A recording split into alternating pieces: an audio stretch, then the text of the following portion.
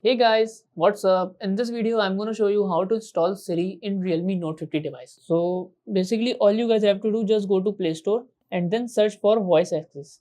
So this is the application. Now click install.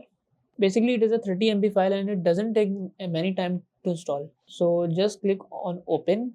After that, allow the permission. So as you see, we have option of voice access. Just click on voice access and then enable it. After that, allow it. Now these are all permission. Just click on agree, again agree.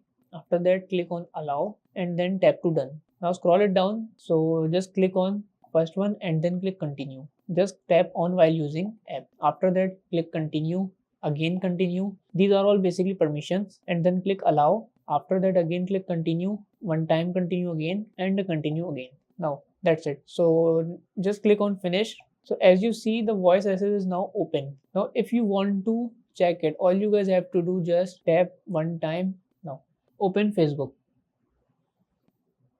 So as you see, it is working now. Let me check it. If you want to again search for something, all you guys have to just tap to voice access. Open Snapchat.